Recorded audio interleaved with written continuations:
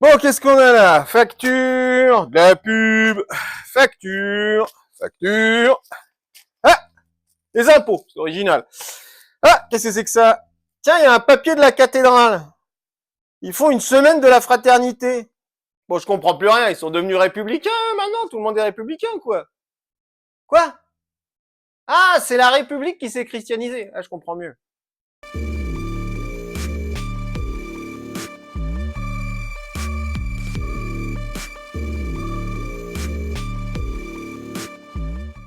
Bonjour, l'apparition de la fraternité dans le discours républicain à la fin du XVIIIe siècle et son intégration dans la devise de la France au XIXe ne sont pas sans poser question.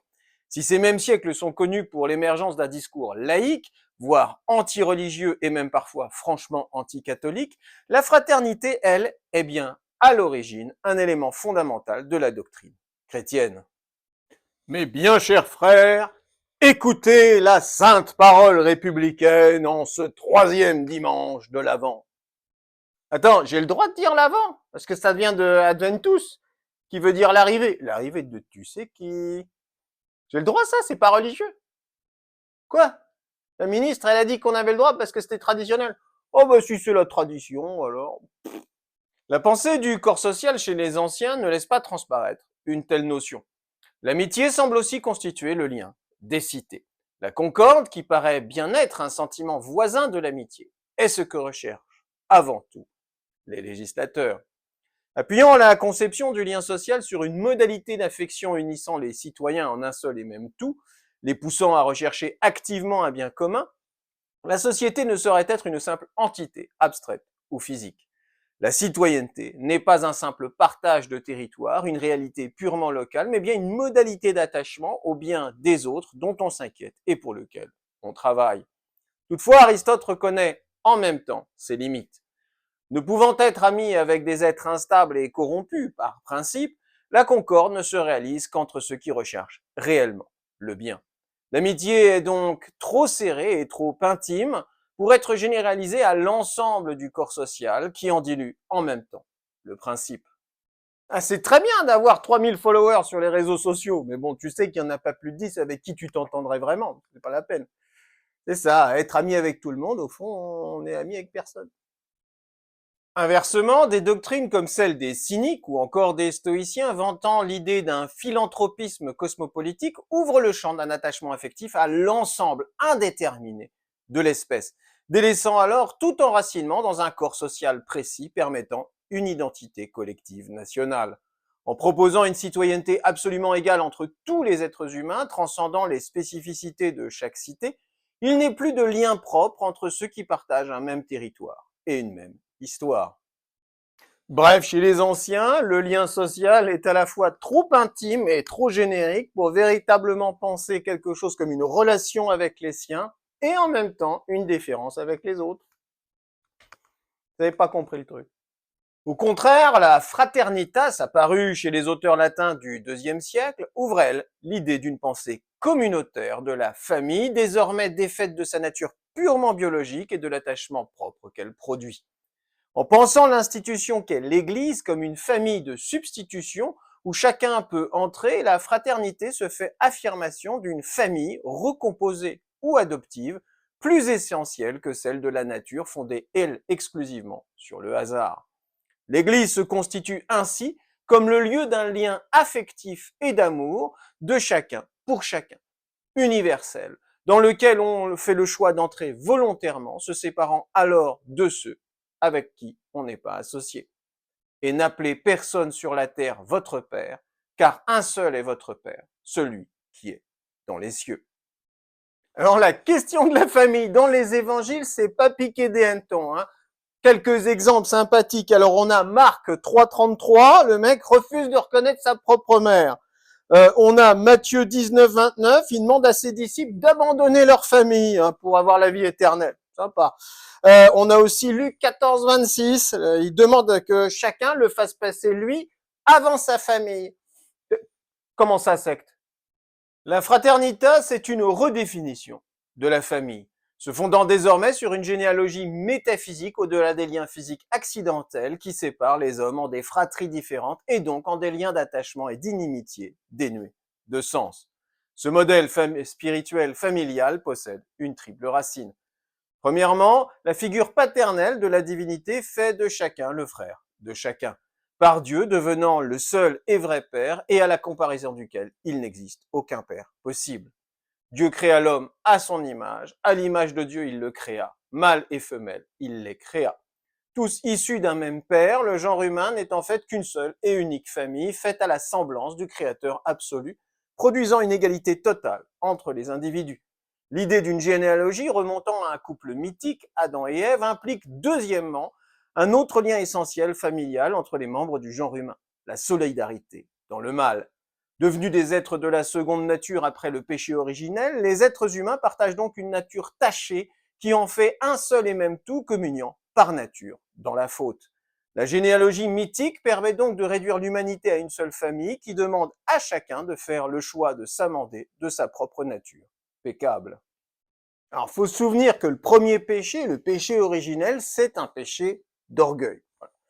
Donc celui qui continue à rester dans la solitude, dans l'isolement, dans l'individualisme, bref, celui qui considère qu'il peut s'en sortir seul, lui, il perpétue en fait la tâche. Voilà, il perpétue cette tâche originelle.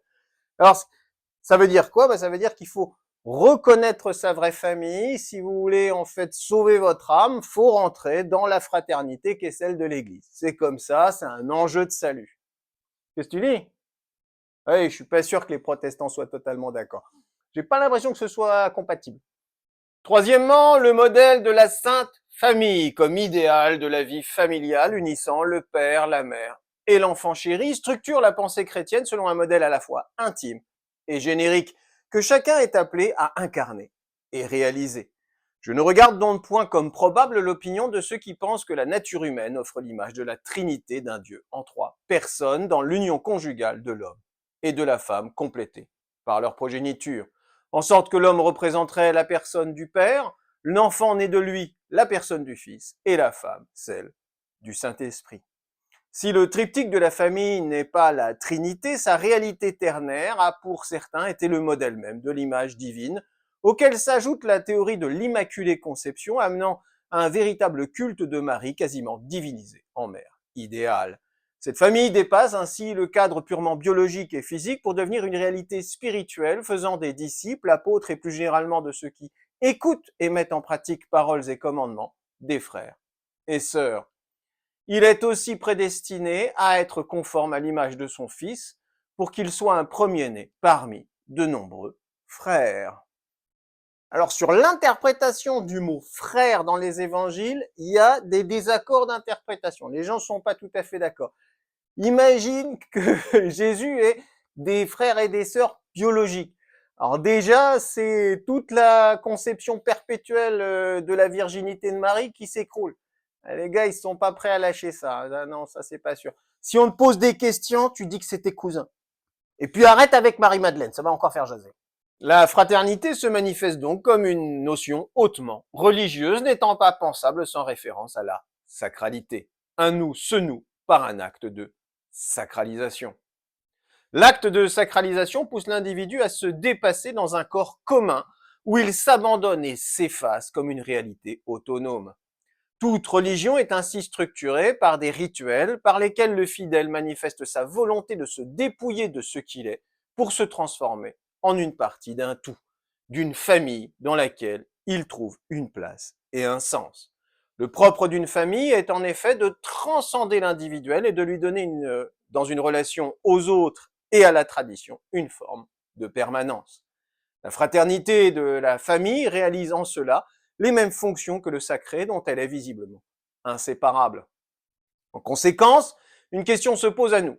Comment cette thématique religieuse et sacrée a-t-elle pu devenir un thème et une question politique dont la République s'est emparée pour forger sa propre identité?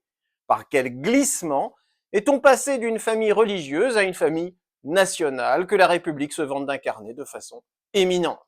Quelle sacralité la République cherche-t-elle à incarner? Sacré signifie qui appartient au Dieu. Donc on n'a pas le droit d'y toucher. Si on se l'approprie, on le fait déchoir à notre niveau d'existence, on le profane.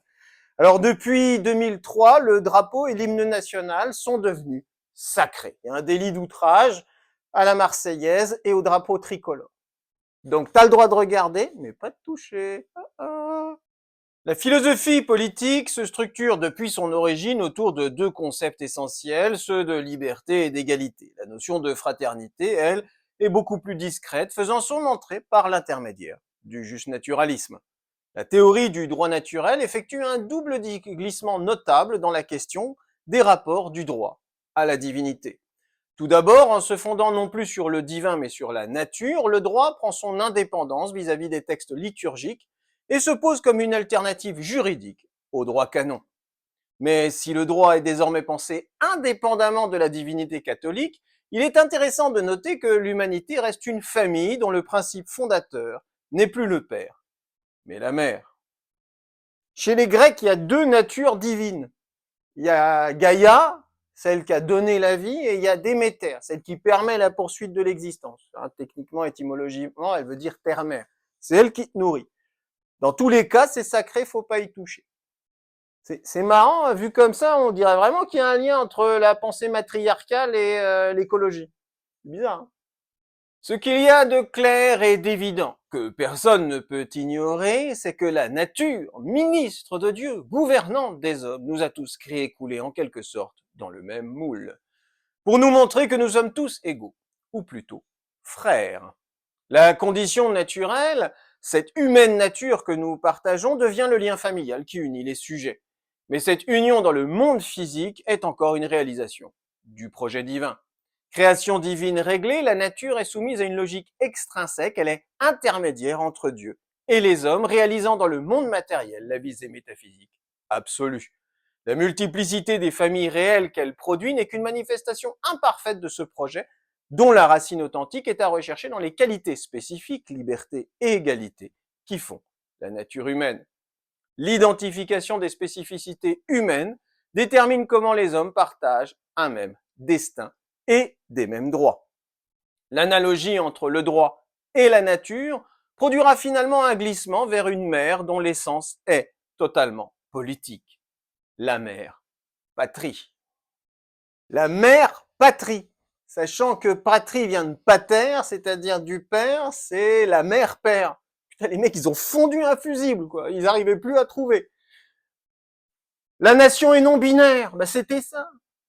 Que la patrie se montre donc la mère commune des citoyens. Si les enfants sont élevés en commun dans le sein de l'égalité, s'ils sont environnés d'exemples et d'objets qui leur parlent sans cesse de la tendre mère qui les nourrit, de l'amour qu'elle a pour eux et du retour qu'ils lui doivent, ne doutons pas qu'ils apprennent aussi à se chérir mutuellement comme des frères.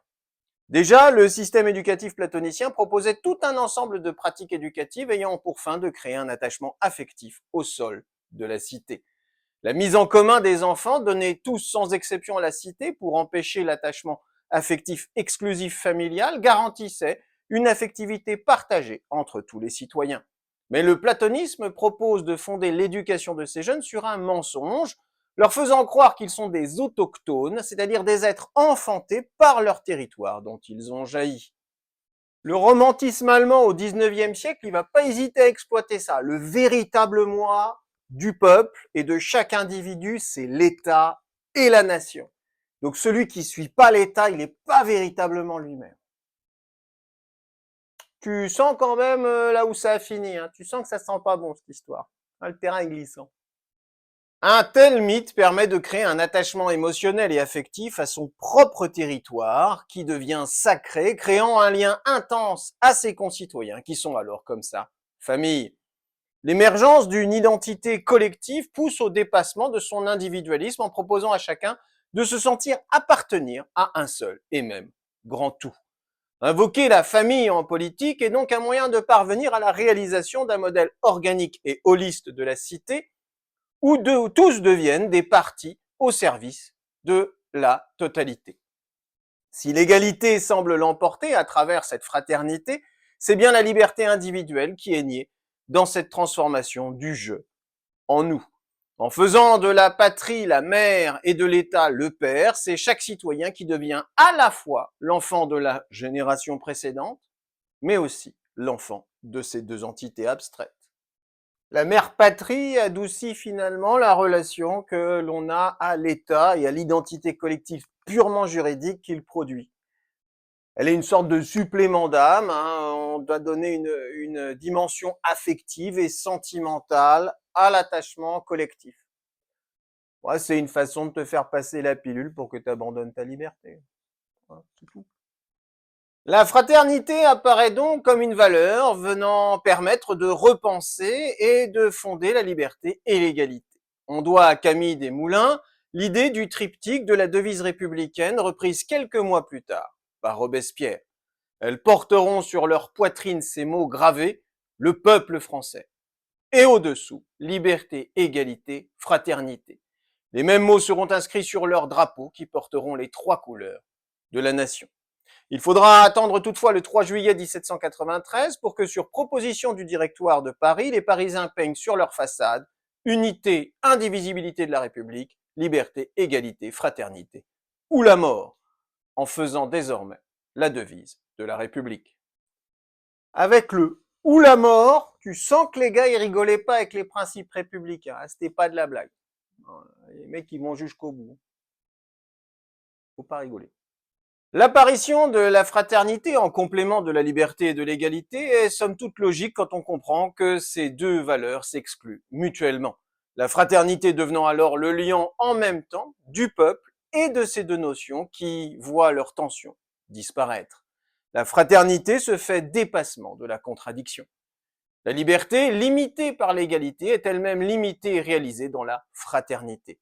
Cette dernière n'est toutefois pas seulement un lien venant justifier la recherche de l'égalité et unifiant le peuple en un nous collectif, elle peut être aussi considérée comme une version radicale de l'égalité.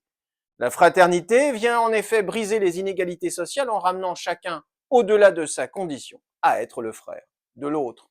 Niant les dissemblances pour ramener chacun à un pied d'égalité morale, il n'est pas anodin de remarquer qu'elle est apparue au sein même de la période dite de la Terreur. Période de sacralisation de la République et de violence contre ses opposants, elle est aussi une période d'intense égalitarisme et de justice sociale, mettant en place notamment une aide aux pauvres et en supprimant l'esclavage. En sacralisant ces valeurs, la République supprime alors les dernières résistances à ces progrès et achève le projet d'une République sociale. Les aristocrates, ils n'ont pas trop aimé cette idée de devoir appeler ou être appelés par leurs propres domestiques frères. Non mais ça va, oui, on n'a pas élevé les cuillères en or ensemble.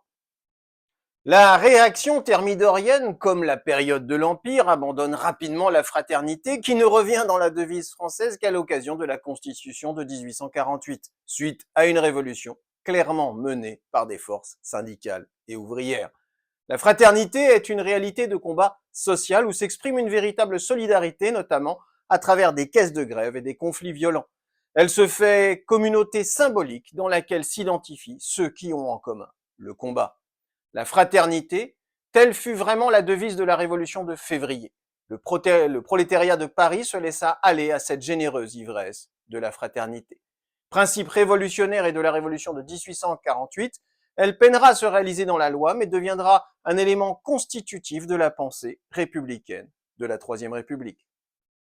Politiquement, la Troisième République est un peu prise entre l'individualisme libéral et le collectivisme autoritaire. Les gars, ils ont cherché une sorte de troisième voie, ils ont eu l'idée de la solidarité. Solidarité, ça fait ça, c'est bien, c'est l'entre-deux. La solidarité devient le cœur de la morale et du lien social, unifiant les Français à la patrie et entre eux. L'État cherche ainsi, dans la fraternité, un moyen de dépasser les contradictions politiques propres aux sociétés modernes. Fondées sur le principe d'une solidarité organique, les organisations sociales s'articulent désormais autour d'une division du travail et d'une interdépendance des individus, atomisés. Mais si le lien social est particulièrement étroit du fait d'une forte interdépendance des membres, la solidarité sociale n'est pas nécessairement accompagnée d'une solidarité morale entre les sujets. La solidarité est factuelle et non relationnelle. La complexité sociale étant devenue trop abstraite, L'effet des organisations modernes est de produire un individu qui se centre paradoxalement sur lui-même. Il y a bien une cohésion et une coopération générale, et la structure politique de l'État l'organisant est bien une réalité pour les individus, mais ce n'est pas pour autant qu'ils se pensent faire partie d'un tout. Alors c'est tout le paradoxe de la modernité. On est complètement solidaires factuellement, mais en réalité, on est tous isolés moralement. C'est un truc de fou. Voilà. Et on trouve, Platon l'avait déjà dit, de toute façon, la concorde ne vient pas de l'intérêt rationnel bien compris. C'est pas possible. Ça marche pas comme ça. C'est de l'affectif. Donc pour lui, ça vient des dieux. La justice veut qu'on rende autant que possible ce qu'on a reçu à ses parents, à ses concitoyens, à sa patrie. La logique morale se fonde sur un principe contractualiste nouveau. L'individu n'est pas indépendant, nul ne naît par lui-même. Pris dans des liens sociaux qui l'ont constitué, l'individu a donc une double responsabilité, celle de la dette et celle de la réciprocité. Né débiteur, il doit rendre à ceux qui ont donné pour lui, comme il doit en conséquence donner à ceux qui viendront après lui. Pris dans un rapport de permanence qui dépasse sa seule existence, le sujet reçoit une dette en héritage et son devoir est de faire fructifier cet héritage pour le rendre aux générations suivantes. La dette produit un lien entre les citoyens et les générations. Ainsi, le contrat social n'est pas un acte originaire théorique, mais bien une réalité éternellement renouvelée et constamment renégociée à chaque génération. T'es né dans un hôpital qui était financé par l'État, on a financé les soins obstétriques de ta mère, on t'a financé ton éducation. Bon bah voilà, bah t'as une dette. Il va falloir que tu la rembourses. Et en la remboursant, tu t'occupes justement de payer pour la génération suivante, qui elle aura à nouveau une dette. Hein? Mais non, c'est pas comme ça qu'on fait 3000 milliards de dettes. Non, rien à voir. Une république démocratique, c'est quelque chose de plus qu'une république politique. C'est un État social fondé sur la liberté de chacun et la solidarité de tous. Quand bien même la solidarité est d'abord une responsabilité des individus et non des droits-créances, elle est au fondement de droits sociaux et de l'idée de service public, faisant de l'État l'opérateur réel de la solidarité effective entre les individus. En cela, il est essentiel de distinguer deux formes d'entraide. Premièrement, la charité, qui est une générosité individuelle laissée à la seule volonté subjective et donc hautement contingente. Et deuxièmement, la solidarité, qui est la répartition publique des richesses, soit la réorganisation par l'État de la justice sociale, indépendante des volontés individuelles, nécessaires et entièrement rationnelles. Ainsi, dans la solidarité, liant les citoyens au-delà de leur individualité, c'est un enrichissement et un progrès global qui se produisent. Alors en fait, il y a deux fraternités. Il y a la fraternité concorde, celle qu'on trouve dans les temps de paix, et qui est un effort moral pour dépasser l'individualisme des sociétés éclatées. Et il y a la fraternité combat, qui elle est celle des frères d'armes, des opprimés, c'est-à-dire celle des temps de conflit qui n'existent que dans la lutte. Ah, c'est pas pareil quand même, hein. Tu sens que ça fait pas la même chose, pas le même lien. Il y a des nous sans fraternité, mais il n'y a pas de fraternité sans nous. Dans un monde contemporain, pris dans un individualisme forcené et des communautarismes qui n'ont rien de fraternel, la fraternité semble avoir disparu, pour réapparaître sous la forme du totalitarisme qui réintroduit du nous à sa manière, c'est-à-dire dans la violence et la destruction des autres, se faisant identité collective déchaînée. Moralité, la fraternité est la recherche d'un dépassement de l'individuel pour l'émergence d'une identité collective sacrée.